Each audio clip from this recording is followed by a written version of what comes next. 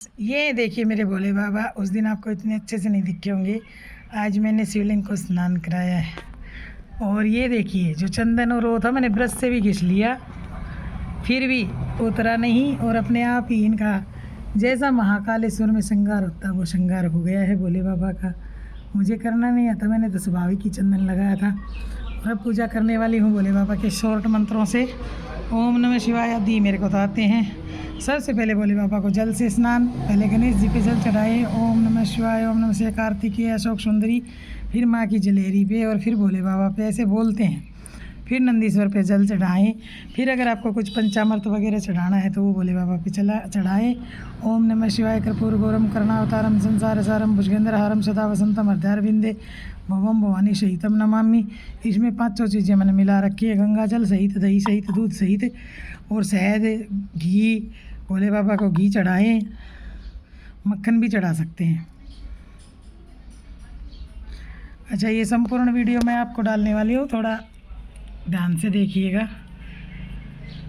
आप लोग सब्सक्राइबर करते नहीं, सब्सक्राइब करें चैनल को, कमेंट करें, तब कुछ आनंद आए। फिर उसके बाद में सब चीज़ें चढ़ाने के बाद में भोले बाबा को शुद्ध जल से स्नान अवश्य कराएं। ओम नमः शिवाय, ओम नमः शिवाय।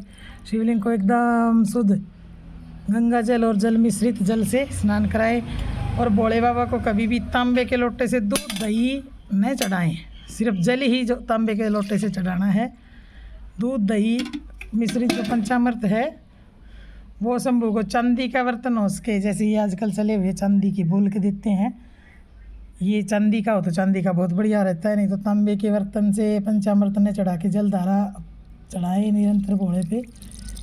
ओम त्र्यंबकम यजामहे सुगंधिम पुष्टिवर्धनम उर्वारुकमिव बन्धनान् मृत्योर्मुक्षेमा अमरतात्।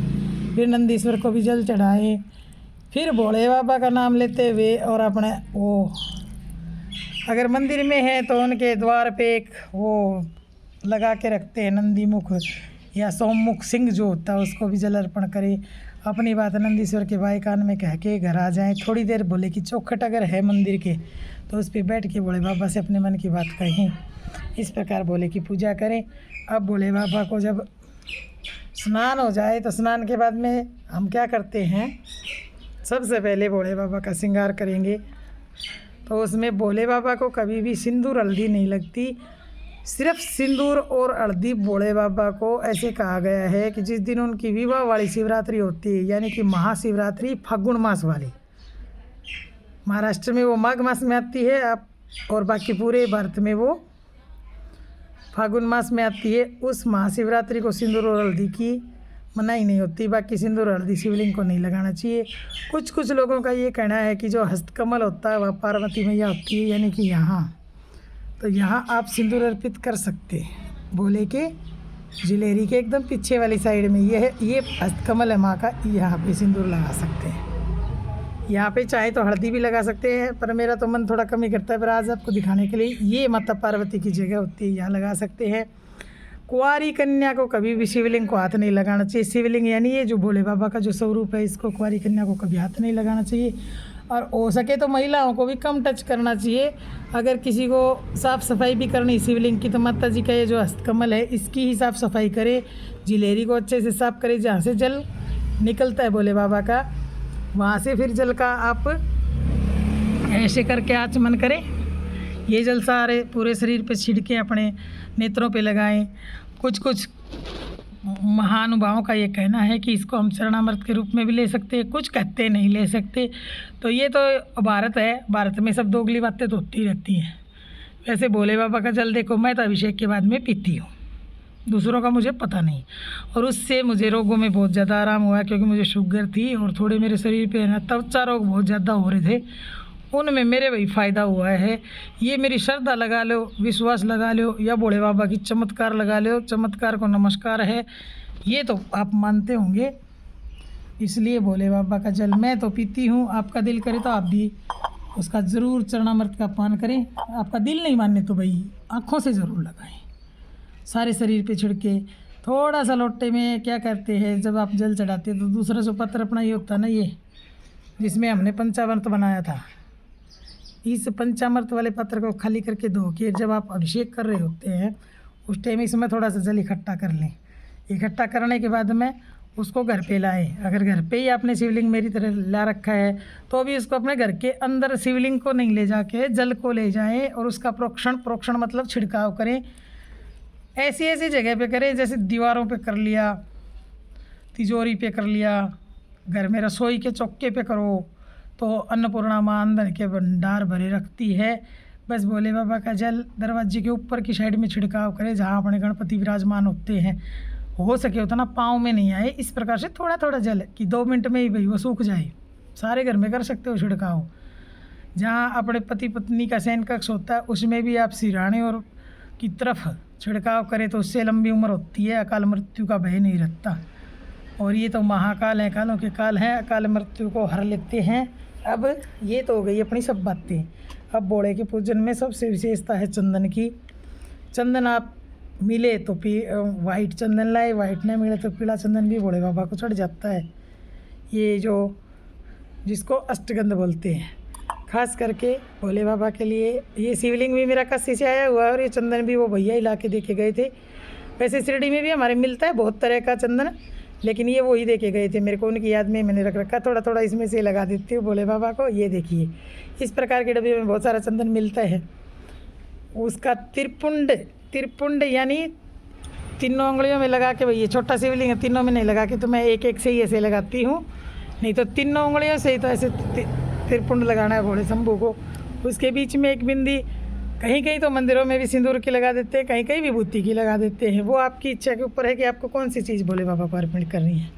उसके बाद भोले बाबा को ये है बेलपत्र। आप सबको पता ही होगा, ये बताने की ज़रूरत नहीं है। बिना टूटे हुए, बिना छेद के भोले बाबा को ऐसे कई बार बोल देते हैं उल्टा करके चढ़ाए, उल्टा करके, उसमें समझ में नहीं आता उल्टा सीधा।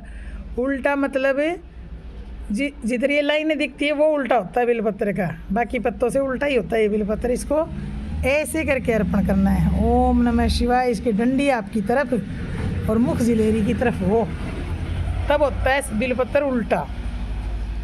और नंदी भगवान पे बेलपत्र चढ़ाने का भी एक नियम है, हमारे को तो पता नहीं था। एक दिन किसी महाराज की मैंने वो देखी थी वीडियो, उसमें देख के मुझे पता चला। पहले बेचारे नंदी जी को हम तो ऐसे ही चढ़ा देते थे भाई, उल्टा सीधा जैसे भी हमसे बनता, कि नंदी जी को पहले एक बेलपत्र आप यहाँ चढ़ाएं। वैसे तो नंदी भोले बाबा के सामने बिठा देते, कोई साइड में भी बिठा देते। मेरे इस पर इतनी छोटी सी जगह, एक टाइल पे मैंने बिठा रखे हैं, इसलिए पहले एक बेलपत्र ये कि भोले बाबा की तरफ इसकी डंडी हो, मुँह नंदी जी की तरफ, और दूसरा बेलपत्र नंदी जी को चढ़ेगा उनके सर के ऊपर। ये देखिए मेरे पास सुंदर छोटे छोटे नए नए पत्ते लाई हूँ ताकि कीड़ा नहीं लगा हुआ हो। वो चढ़ेगा नंदी जी का मुख की तरफ तो पत्ता, और पूंछ की तरफ उसकी डंडी होनी चाहिए। मैं बड़े बेलपत्र से दिखाऊंगी आपको। ये देखिए, ये जैसे बड़ा बेलपत्र, अपन कितना भी बड़ा बेलपत्र हो, कितना भी छोटा नंदी की विग्रह हो, ऐसे चढ़ाना है कि दोनों सिंगों के बीच में भी जगह हो जाती कई बार, पर मेरे नंदी जी तो पूरे ढक जाते हैं। ऐसे करके बेलपत्र अर्पण करें। उसके बाद आपके पास पूजन की जो भी सामग्री है, चंदन के बाद में बाबा को अक्षत चढ़ाएं, आपके पास है तो मोली चढ़ाएं, फिर तो चाहे आप स्वयं को भी अर्पित कर दे भोले बाबा को, उसमें कोई आट ही को नहीं है मतलब कोई बंधन नहीं है। मेन तो वही बात है कि तन मन धन सब अर्पण करके पूजन करें। ये भोले बाबा को अक्षत, जिस दिन आपका उपवास हो उस दिन अक्षत सारा पूजन के बाद में चढ़ाएं, शरणागत लेने के बाद। और उपवास नहीं हो तो तिलक लगाते ही अक्षत समर्पित कर दे बाबा को। ये है भोले बाबा की पूजा के कुछ नियम। और वैसे तो भोले बाबा बोले हैं 1 लोटा जल में रीझ जाते हैं, ऐसी कोई बात नहीं है। वीडियो काफ़ी लंबी हो गई है और मैं भोले बाबा के आपको फूलों की सजावट दिखाना चाहती थी मेन तो भोले बाबा को सफ़ेद फूल बहुत प्रिय है, इसलिए सारे श्रावण मैंने बहुत सारे फूलों से, मैंने तो क्या बाबा की कृपा हुई तो फूल मिल जाते थे आसानी से। और बहुत तरह के, सिर्फ चंपा और केतकी का, ध्यान से सुनिए, चंपा और केतकी का फूल भोले बाबा को नहीं चढ़ता, और शायद केतकी का फूल तो किसी भी देवता को नहीं चढ़ता है। इसलिए केतकी के फूल को इग्नोर करके बाकी जो भी पुष्प हैं, जैसे कमल चढ़ाइए जितने हो सके। और कमल नहीं हो तो अपने गरीबों का ये कमल है यानी मदार पुष्प, ये भोले बाबा का अति प्रिय हैं, क्योंकि बोले तो गरीबों के भी भगवान हैं, गरीबों के ही भगवान हैं। पैसे वालों के तो बहुत बहुत पड़े हैं, बोलों के बोले ही है। हाँ, फिर भोले बाबा को ये मंदार पुष्प अर्पण कर दीजिए। बड़ा शिवलिंग हो तो उसके ऊपर हो जाते हैं, लेकिन मुझे तो एक और पुष्प है, अब सावन में खूब मिलता है और ये भोले बाबा का अति प्रिय है। वैसे भी आज शनिवार है तो शनि देव शांत होते हैं। ये है शंख पुष्पी नीले कलर की, दूसरी एक होती है सफ़ेद कलर की अपराजिता, वो भी मैंने खूब चढ़ाई हैं। आज थोड़ा सा वीडियो लंबा हो जाएगा इसलिए आपको सभी पुष्प नहीं दिखा सकती। फिर दूसरे होते हैं मदार, वो तो था लाल वाला। मेन ये होता है श्रावण में भोले बाबा को सफ़ेद आग के फूल बहुत पसंद हैं, सफ़ेद। ये देखिए ये वाला चढ़ाऊँगी अब, तो ये कमल ही मान लेंगे। सफ़ेद कमल की जगह ये और लाल कमल की जगह वो पुष्प भी आप अर्पण कर सकते हैं, गुलाब अर्पण कर सकते हैं। एक केवड़े का फूल भोले बाबा को नहीं चढ़ता है। ये तीनों बातें शिव पुराण में से पढ़ के आपको बता रही हूँ, किसी महाराज की नहीं बताई हुई हैं। केतकी, चंपा और केवड़े का फूल भोले बाबा को नहीं चढ़ता। क्यों नहीं चढ़ता वो अगली वीडियो में बताऊंगी, अच्छे से आपको पूरी जानकारी दूंगी। भोलेपन में तो हम कुछ भी चढ़ा सकते हैं, अब जानकारी के बाद में अगर मैं चढ़ाऊँ तो मेरी यही छतर है भोले बाबा, इसको छतर समझ के स्वीकार कर लीजिए। इस प्रकार से भोले बाबा को मानसिक भी आप पूजा कर सकते हैं। अगर किसी चीज़ की आपके पास कमी है, जैसे भाई हर चीज़ हर बंदे के पास नहीं हो सकती है, उनकी तो बात ही नहीं है कुछ, तो आप अक्षत और दुर्वा अंकुर चढ़ाते हुए भोले बाबा को सब चीज़ें समर्पण कर सकते हैं। एक ये पुष्प मेरे यहाँ बहुत लगता है, मुझे नहीं पता ये क्या है, ये कनीर तो नहीं है। कनीर के पुष्प हो सके उतने भोले बाबा को चढ़ाए, उनसे वो अति प्रसन्न होते हैं। फिर भोले बाबा को सफ़ेद चंपा का छोड़ के, केतकी का छोड़ के सफ़ेद सारे पुष्प बहुत अच्छे लगते हैं उनको, इसलिए भोले बाबा की सेवा में जितने हों, क्योंकि वो शांत रूप में हम पूजन करना चाहते हैं। भोला का उग्र रूप तो हम सहन नहीं कर सकते, और सफ़ेद पुष्प शांति का प्रतीक है। ये स्काई ब्लू में चढ़ा रही हूँ ना, ये वैसे माता जी हैं, इनका नाम अपराजिता देवी है। कोई शंख पुष्पी भी कह देता है, कोई इनको इसलिए कहते हैं कि गाय गोकर्णी बोला जाता है कहीं कहीं इनको।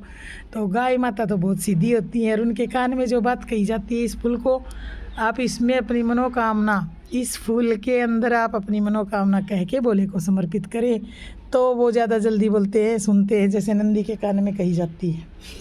फिर एक पुष्प, ये तो गांव में, भीड़ में, जंगल में कहीं भी मिल जाता है, ये है धतूरे का फूल। ये शिव चालीसा में लिखी हुई बात है कि गाल बजा के बोलो हर हर महादेव। बेल के तो पत्ते और धतूरे के फूल और पानी जो कोई चढ़ावे उसकी मनोकामनाएं भोले बाबा पूरी कर देते हैं। तो ये सावन में तो मैंने 108 से लगभग ऐसे लाती थी डेली। लाना तो आज भी था, लेकिन आज आपको दिखाना था शिवलिंग पे इतने। वो फिर मैं कैसे चढ़ाती होंगी कि एक फूल ऐसे लगाया, एक ऐसे लगाया, एक ऐसे, चारों तरफ ऐसे करके। देखो वो सामने वहाँ सावन के पड़े भी हैं मेरे। आप ये सोचते होंगे कि दीदी ऐसे ही बोल रही है, नहीं, एक दिन का इतना सारा वो हो जाता है, फिर इनको विस्थापन करने के लिए, विसर्जन करने के लिए जगह नहीं मिलती, इसलिए मैंने इस पेड़ के पास ही एक क्यारी बना ली है, उसी में दबा देती हूँ और इनकी बढ़िया सुंदर खाद बन जाती है मेरे पौधों के लिए। तो आप भगवान के चढ़ाए हुए नॉर्मल का ऐसे विसर्जन भी कर सकते हैं, वो विधि भी आपको बता दी। अगर आपके पास नदी, तालाब, पोखरा, समुद्र है तो हो सके तो भगवान को चढ़ाया हुआ नॉर्मल उनमें प्रवाहित कर दें, ठहरने वाले पानी की बजाय बहने वाले में। अगर नहीं है तो कोई बात नहीं, आसपास कोई खेत है उसमें 2 हाथ से गहरा गड्ढा खोद के उसमें डाल के आप विसर्जन कर सकते हैं। ऐसे ही एक और पूजा होती है बाबा की, जिनको बोलते हैं पार्थिव शिवलिंग। हर रोज़ आप मंदिर में नहीं जा सकते हैं, तो जैसे अपने पास ये क्यारी है और इसमें मट्टी है, इस मट्टी को या ऊंचा उठा के 1 अंगूठे जितना भी, या मट्टी के शिवलिंग के 8 नहीं, आप 8 अंगुल तक का शिवलिंग बना सकते हैं।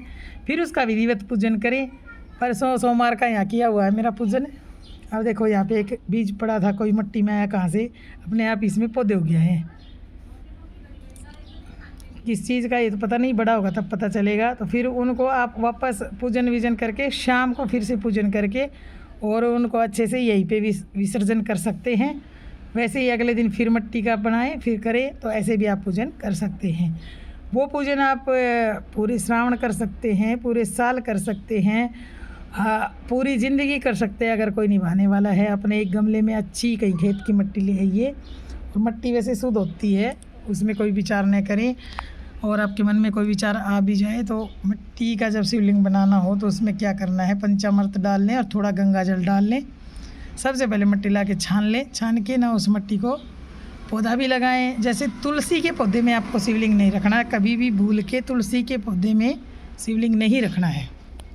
ये देखिए आपको दिखाती हूँ, मेरी तुलसी जी हैं, यही है, ऐसी बात नहीं मेरे पास तुलसा नहीं है। ये देखिए तुलसी है, लेकिन उनमें आप शालिग्राम की पूजा तुलसी जी के नीचे कर सकते हो। भोले बाबा की, गणेश जी की पूजा कभी भी तुलसी के पौधे के पास, पौधे के नीचे नहीं हो सकती। कुछ लोग कहते हैं शिव जी पे तुलसी चढ़ती है। हाँ, शिव पुराण में ये बात लिखी हुई है, तुलसी चढ़ती है। लेकिन कैसे? जब तुलसी जी के पत्तों के ऊपर मंजरी जो आ जाती है, मंजरी मतलब फूल, तुलसी के सिर्फ फूल चढ़ते हैं भोले बाबा को, एक भी पत्ता नहीं चढ़ता। क्या बताया मैंने? ये बात ध्यान रखने योग्य है। तुलसी का पत्ता भोले बाबा को कभी नहीं चढ़ता है। गणेश भगवान को तो ना मंजरी चढ़ती है। आगे गणपति आ रहे हैं, ये बात ज़रा गौर करना सब भक्त। उसमें अपना जो गणपति की पूजा करते हैं उनमें लिखा हुआ है कि गणपति को 108 पत्ते चढ़ाए, उसमें तुलसी समर्पयामी। ये बात शिव पुराण में खास कर लिखी हुई है और गणेश पुराण में भी आपको मिल जाएगी। गणेश जी की और भी पोथियाँ उनमें मिल जाएगी कि गणपति भगवान को तुलसी कभी नहीं चढ़ती, भूल से भी ना चढ़ाई। इनमें 4-5 चीज़ें पूजन की मैं आपको और बताना चाहती हूँ। जितना मुझे पता उतना मैं आपको बताऊँगी। आज ये ब्लॉग जैसा ही हो जाएगा, वीडियो तो क्या रहेगी, क्यों कि किसी को नहीं पता होता। कभी कभी हम अच्छा करने की जगह भूल से ही गलती कर देते हैं। भूल की गलती तो परमात्मा भी क्षमा कर देते हैं वैसे, लेकिन फिर भी कभी बड़ा नुकसान हो जाता है, नहीं पते में हम कुछ गलत कर देते हैं। कि अपने जो दुर्गा माता का मंदिर होता है वहाँ बंसी नहीं बजाई जाती है और ना बंसी चढ़ाई जाती है। और शंख से अभिषेक सब देवताओं का नहीं होता है, सिर्फ कृष्ण भगवान, लड्डू गोपाल जी और शालिग्राम जी का आप अभिषेक शंख के द्वारा कीजिए। बहुत सारे लोग शंख से शिव जी को भी पानी चढ़ा देते हैं, ये गलत है। शिव जी को अगर आपको पानी चढ़ाना तो एक सिंगी करके यंत्र आता है, सिंगी। बहुत जगह पे तो वो रियल सिंग की मिलती है, नहीं तो चांदी की बनवा लेते हैं, उससे ही अभिषेक करना चाहिए। और सबसे शुद्ध जल तो अपने आंसुओं का होता है। अगर किसी का मन भर आए और अपने भोले का या किसी भी भगवान देवी देवता का आप चरण प्रक्षालन करना चाहते हैं तो आनंद विभोर हो या मन में कोई, कई बार अपने दुख भी हो जाता है बाबा के सामने, भोले बाबा के सामने, अपनी मैया के सामने, अगर आपकी आंखों में आंसू आ जाते तो ये समझ लीजिए कि आपका हृदय शुद्ध हो गया। उसके बारे में ऐसा कोई विचार नहीं करेंगे मैं तो बाबा के सामने रो पड़ी, अच्छा हुआ, सगुन हुआ, आप सगुन नहीं, वो अच्छा सगुन होता है। दूसरी बात, कई बार अपने दीपक में फूल बन जाता है, वो भी अच्छा होता है। मैंने 2-3 ज्योति के वीडियो डाल रखे आपको। जलते जलते ज्योति अगर बुझ जाए तो भी मन में विचार नहीं करे, कई बार हम ध्यान नहीं करते और दीपक में घी ज़्यादा होने की वजह से बत्ती डूब कर भी बुझ जाती है, उसे अशुभ नहीं मानना चाहिए। कई बार तेज़ हवा चलने की वजह से ध्यान नहीं किया, मंदिर का पर्दा वर्दा खोल के हम पूजा करते हुए बत्ती अगर बड़ी हो जाती है तो उसका भी मन में विचार ना करें। सब ईश्वर की ही माया है, पवन भी भगवान ने बनाया और अग्नि भी भगवान ने बनाई, ऐसा कुछ भी विचार ना करें।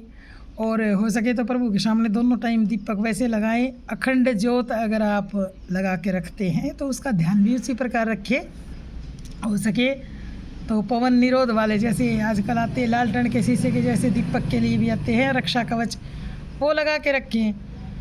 आजकल तो मंदिर क्या है, कोई कहीं भी लगा लेता है, तो पंखे कूलर चालू रहते हैं, उसकी वजह से अगर बत्ती बड़ी हो जाती तो उसको भी आप सगुन नहीं माने, क्योंकि वो तो हमारी गलती की वजह से हुई है, कोई भगवान ने थोड़ी बड़ी करी है उसको बत्ती को।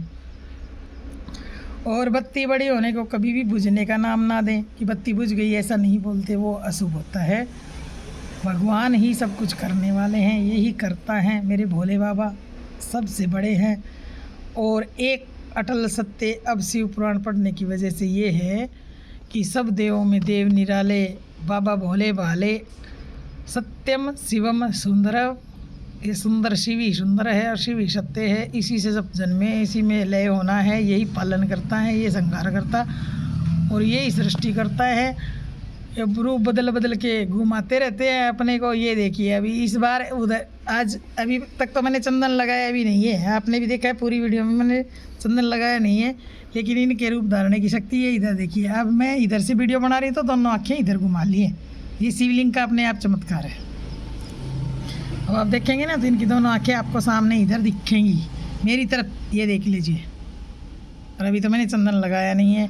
और अच्छे से अगर देखेंगे, जैसे लोग बना बना के वीडियो बता देते हैं मेरे शिवलिंग में शिव प्रकट हो गए, तो मैं नहीं कहती कि वो झूठ बोलते हैं, होते ही होंगे। जैसे अभी आपको मैं दिखाऊंगी मेरे शिवलिंग में भी, अगर एकदम कैमरा में पास में लेके गई तो इस छोटे से शिवलिंग में भी आप जो बाबा क्या बोलते हो, विभूतिधारी भोले बाबा, विभूति वाले भोले आपको दिखेंगे। ये देखिए बीच में जटा जूटधारी मेरे भोले भंडारी कैसे दिखेंगे आपको। अब मुझे वो तो करना नहीं आता। ये देखिए यहाँ यहाँ तो आँख मुंह सब, और ये ऊपर जटाएं, और ये बट्टे बाबा हिमालय में। ये देखो ये भोले का चेहरा है, दिख रहा है आपको, दिखा ऊपर वो जटाएं। ये देखिए ये जटाएं हैं, ये कोई मैंने नहीं बनाया, इनका स्वरूप अपने आप। ये देखिए गले में नागहार, ये बागंबर है। और ये वो एक खड़े का पोज नहीं है क्या भोले बाबा का, ये ऐसे लग रहा है जैसे वो एक त्रिशूल लेके ऐसे खड़े रहते हैं भोले बाबा। इधर ये अब आप ध्यान से अगर देखेंगे तो ये बैठे नंदी जी, आपको कान आँख सब दिखेंगे। ये देखिए, इसलिए ये वीडियो मैं आपको दिखाना चाहती थी।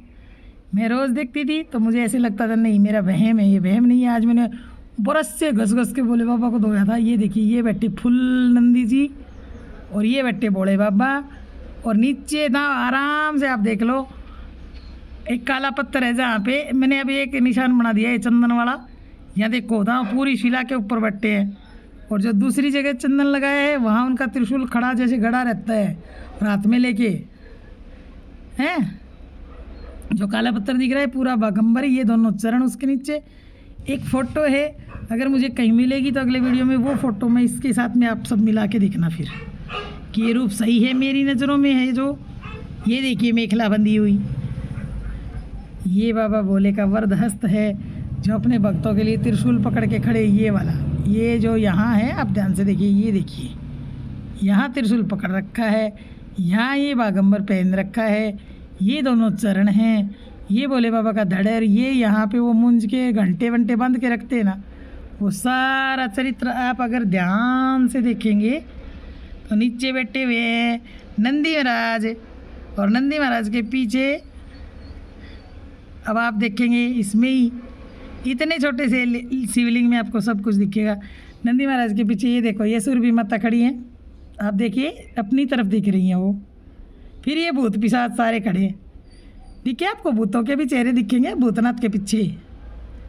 अब जितना मैं पास में लेके जाऊंगी ना कैमरा, आपको बहुत सारे दो आँखें ऐसे सिर दिखेंगे, बहुत सारे गण वण सब दिखेंगे इसमें। शिवलिंग ऐसे नहीं होता है, उनका संपूर्ण संसार शिवलिंग में होता है, संपूर्ण संसार भोले बाबा का। भले ये साइज में 4 उंगल के है 2 उंगल के हैं, लेकिन इसमें सारी सृष्टि समाई हुई है।